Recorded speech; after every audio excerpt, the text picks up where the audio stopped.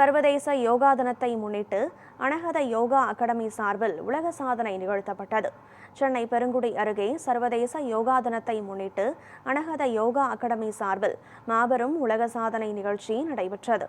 இதில் 4 முதல் 70 வயதிற்குட்பட்ட 250க்கும் மேற்பட்டோர் பங்கேற்று 12 நிமிடங்கள் இடைவிடாமல் பல்வேறு யோகாசனங்களை செய்து உலக சாதனை படைத்தனர். யோகாவின் முக்கியத்துவம் குறித்து சிறப்பு விருந்தினர்கள் உரையாற்றியதுடன் Universal Book of Achievements Council இந்த சாதனையை அங்கீகரித்து பங்கேற்பாளர்களுக்கு சான்றிதழ்கள் மற்றும் பரிசுகளை வழங்கியது.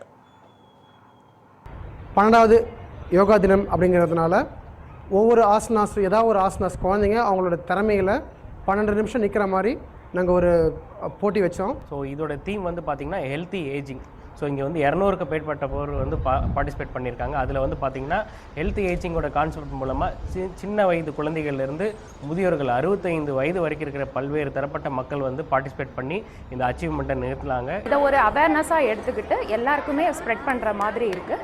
ஸோ எல்லாருமே யோகா பண்ணுங்கள், தொடர்ந்து பண்ணுங்கள். எல்லா நோய்க்கும் யோகாங்கிறது வந்து மருந்தாக இருக்கிறது.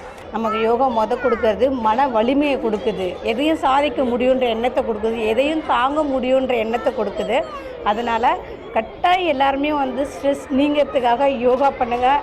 இன்றைக்கி யுனிவர்சல் புக் ஆஃப் வேர்ல்ட் ரெக்கார்டில் பசங்க ஒரு 200 கிட்ட பிள்ளைங்க வந்து யோகா சிறப்பாக பண்ணாங்க. எளிமையான ஆசனம், கொஞ்சம் கடுமையான ஆசனங்கள் பண்ணி கிட்டத்தட்ட 12 மினிட்ஸ் 12 நிமிஷம் நின்னாங்க. ரொம்ப அருமையாக இருந்தது.